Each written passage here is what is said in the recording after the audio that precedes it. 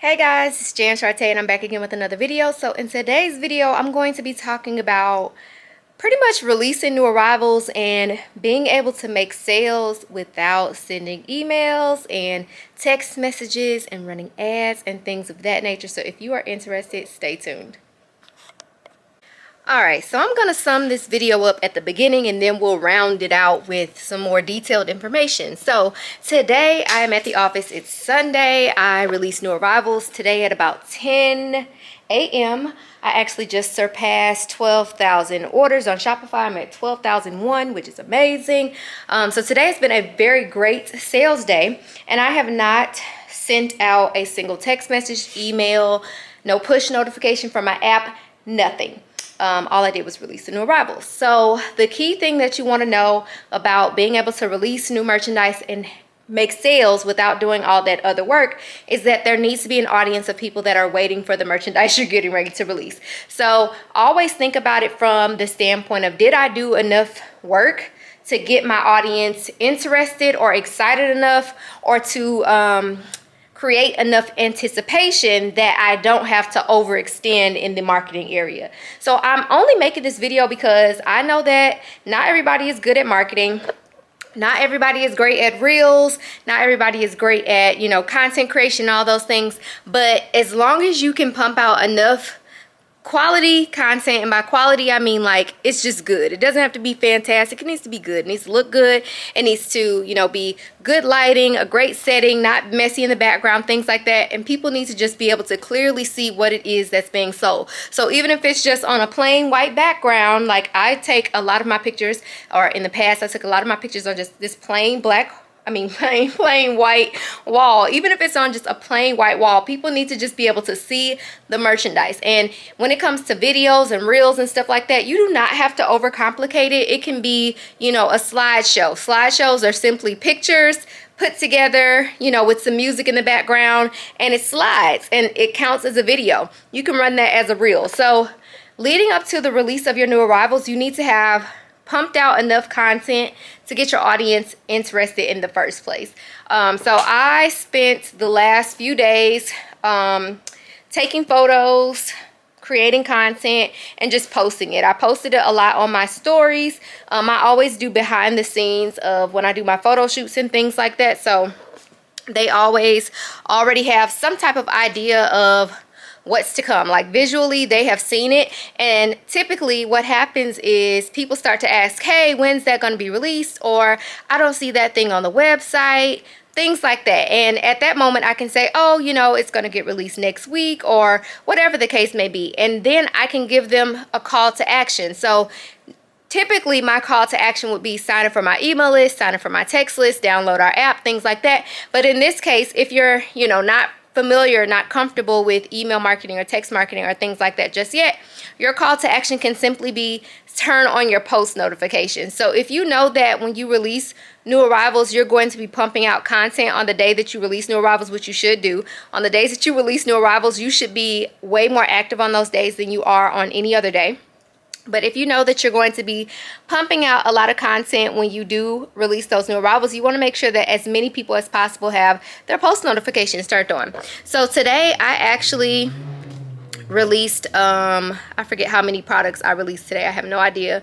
But I have posted on my Instagram twice. I want to show y'all those posts. So I can't click on it because one hand is on the camera, the other hand is on the phone. So there are two posts, the two like really colorful ones that you see. Those are the only two posts that I've shared today. They're both reels. Actually, I'll click on one so you guys can see one.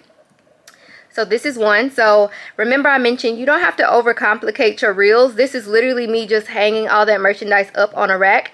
And as long as it looks visually appealing, you will naturally grab somebody's attention. So because, we're switching from fall, winter to spring, summer, the colors are changing. My audience is already interested in the type of merchandise that I offer. Therefore, it's not that hard for me to get their attention with new colors and something that they already love.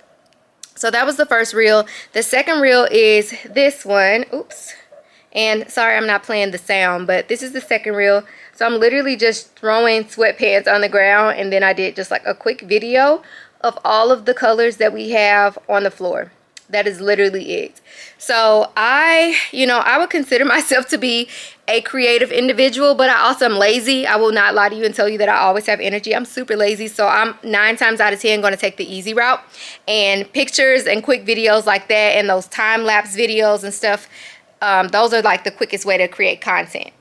Okay, so the other thing that I always do is I pump out a lot of content in my stories. So for some people, their stories perform a lot better than their feed does. I don't know about you guys. My stories, I typically get, on a good day or on a regular day, I get about 1,000 views. On a reel, a little bit over 1,000. So I always know that typically at least 1,000 of my followers will have seen my content.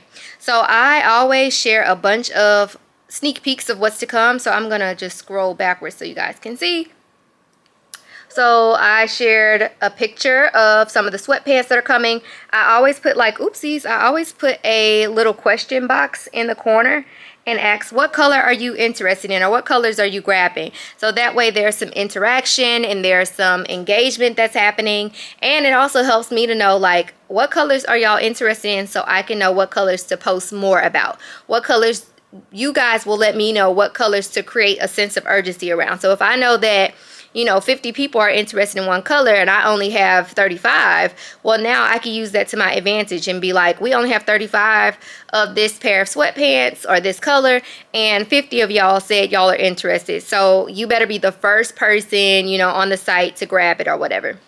So that's one. And then I did another. So I always do like different color variations of my sweatpants. If you've been here for a while, you know that I sell sweatpants. This whole little wall, or this whole little section, is almost always sweatpants. Another thing that I always do is include a countdown sticker. So if you don't know, in your stories you can create a countdown and you can put the date and the time that something is going to release, and that way people can sign up for reminders. So they can tap that countdown and it'll let them turn on reminders. So I always put the date and the time that the new arrivals are going to drop, and I do that over and over again. So as I'm posting in my stories, I always put that countdown sticker so people can go ahead and sign up for those reminders. I also always put what colors and sizes that things are going to be available in. So this one says small to extra large, drops tomorrow, plus size will be here next week. So that way, the appropriate people will be excited. So I don't want all my plus size customers to go to the website and be completely disappointed because their size isn't there. I always make sure that I let them know, hey, the plus, if it's not going to be available the same day, I always let them know when it's going to be available. That way, I can start building up the hype and anticipation for it, even, what's coming next week. So I do that, and let me see if I have anything else. So I always do like some flat lays. Hold on, let me see if I can take my finger off of it. There we go. So I always do some flat lays so they can see the merchandise like from a different angle and in motion, and see the fabric up close and all that good stuff. So a couple of flat lays, countdown sticker again, and you can see the little hearts in the corner that are popping up, so people can send you interaction. I don't know if that's the right word. They can see you reactions to your stories. I do some boomerangs and things like that so they can, see it on a body. That's always a big thing. People want to see the merchandise on a body. And then today when I got down to the office, even though I had already released the new arrivals, I went ahead and showed them, some of the stuff on a rack. So that was it.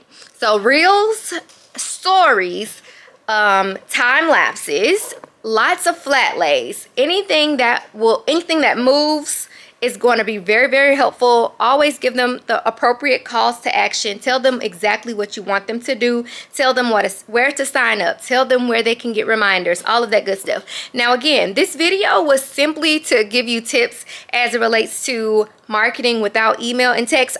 I highly recommend sending emails and texts. I highly recommend building an email list and a text list. I just have a lot on my plate today and did not send an email or a text. And so it worked out in my favor. It just so happened to, but I'm still going to send an email and a text. But this is what happened. This is what I have accomplished thus far today without sending an email or a text. I've gotten 29 orders, and I made 2.9K, so $2,940 there. So basically almost every customer spent about $100, which is amazing. It's a good day, but I'm about to go send my emails and my texts. So this was a quick video. I hope you guys enjoyed it. I'll try to pop in here and share quick tips every so often, but until next time, I will see you guys later. Bye.